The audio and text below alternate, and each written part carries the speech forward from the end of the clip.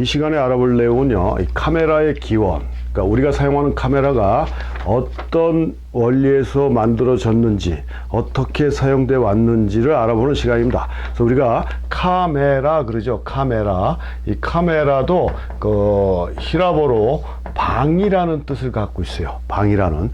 초창기에는 카메라 옵스큐라라고 해서 이것도 마찬가지 이 그리스말 히라보인데요. 이건 어둡다. 그래갖고 어둡은 방이다 라는 뜻을 갖고 있는 게 이 카메라의 어원이고, 지금은 이제 옵스큐라라는 말은 없고 거기에서 따온 카메라라는 말을 사용하는 건데요. 그럼 왜 이게 어두운 방이냐?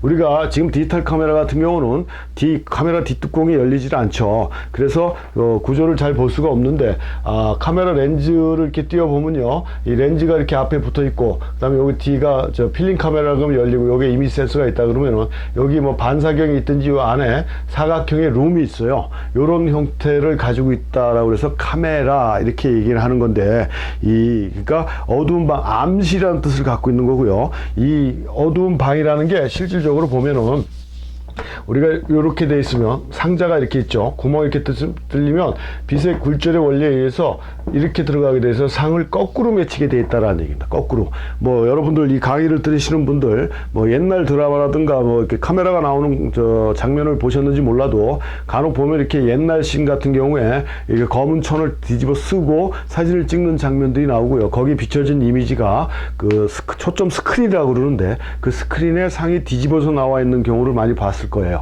그런 경우들이 이런 원리를 이용한 거거든요. 그러니까 실질적으로 우리가 사용하는 카메라도 이렇게 거꾸로 된 영상이 찍히는 것이다 라고 이해를 하시면 더 빠를 겁니다. 이런 원리를 갖고 있던 게 카메라 옵스큐라였고, 요런 구조, 요걸 기본적인 구조로 해가지고, 요걸 기본적인 구조로 해서 지금과 같은 카메라로 왔다라고 이렇게 보시면 돼요. 그러니까 아주 간단한, 그러니까 쉽게 얘기하면 이것도 나중에 카메라 옵스큐라를 제대로 하면서 설명을 해드리겠지만, 우리가 대형 카메라를 뷰 카메라라고 그러는데, 이 대형 카메라가 과거에 그런 이 카메라 옵스큐라의 형태를 제일 많이 간직하고 있는 그런 카메라다라고 이렇게 이해를 하시면 되겠습니다. 그래갖고 여기다가 이제 구멍만 뚫려 있었어요. 이걸 우리가 쉽게 얘기하면 핀홀, 그렇게 얘기, 바늘구멍이다 그래서 핀홀 이렇게 얘기를 하는데, 요 구멍만 뚫려 있으니까 굉장히 불편하잖아요. 그래서 왜 그러냐면 요 구멍이 이거를 누가 사용했냐면 화가들이 사용을 했고요.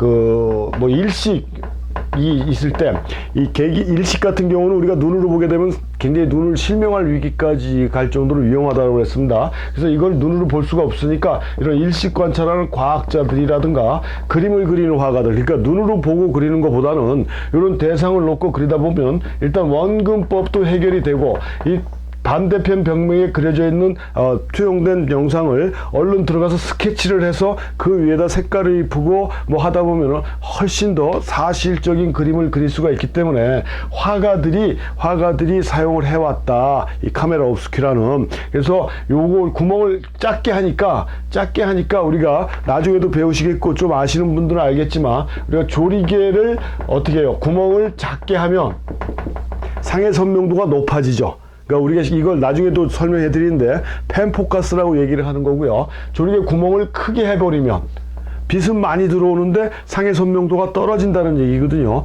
그래서 구멍을 작게 하니까 선명한 상은 보이는데 너무 어두워지는 거고, 구멍을 크게 하니까 화면이 밝아서 좋은데 흐릿한 사진이 나오니까 여기에다가 뭘 붙이는 게 좋겠다, 렌즈를 붙이는 게 좋겠다. 그래서 다니엘로 바르바루라는 사람이 이걸 막 고민하다가 뭐 저도 지금 이거 돋보기가 다초점 렌즈인데요, 이 돋보기를 끼고 있었나 봐요. 이 사람이 돋보기를 핀홀 앞에다 갖다 대니까 구멍이 크든 작든지 간에 항상 여기 뒤에 비치는 영상이 선명해지더라라는 걸 알게 돼가지고 렌즈의 필요성이 만들어진 거죠. 그래서 그 앞에다가, 돋보기는 무슨 렌즈입니까? 볼록 렌즈거든요. 볼록 렌즈는 뭐예요? 빛을 모아주는 역할을 해주기 때문에 주변부는 어둡고 흐려지지만 중앙은 선명해요. 그러니까 빛이 고르게 분산이 안 된다는 얘기죠.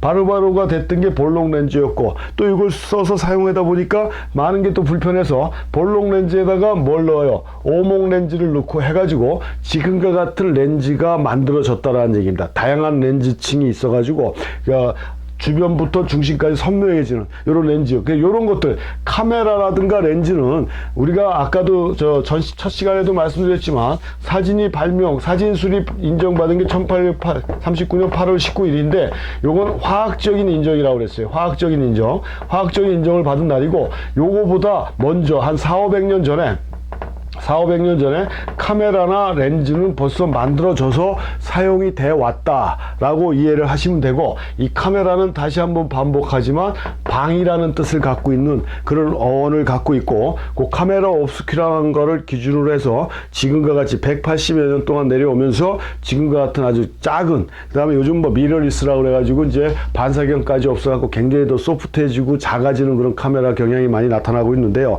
이런 형태의 카메라들이 이 카메라 옵스큐라를 기준으로 해서 만들어졌다. 그 다음에 렌즈라는 건 이 피놀, 바늘구멍만 가지고 그림을 그리다 보니까 상의 선명도가 흔들리는 걸 보고, 그러니까 선명도라기보다는 밝기 때문에 밝기의 조절을 필요로 하다 보니까 앞에다가 볼록 렌즈를 붙여서 쓰기 시작했고, 그게 지금과 같은 형태로. 그래서 우리가 렌즈를 사다 보면 몇 군, 몇 매 이런 식으로 얘기를 하지 않습니까? 볼록 오목이 다양한 렌즈층들이 합해서 들어가져 있는 렌즈가 우리가 요즘 사용하는 그런 렌즈들이고, 그런 렌즈들은 사진술이 인정받은 1839년보다도 훨씬 전부터 사용이 되어 왔다라고 이해를 하시면 되겠습니다. 요게 이제 카메라의 기원이고 그 렌즈의 필요성이다라고 이렇게 이해를 하시면 되겠습니다.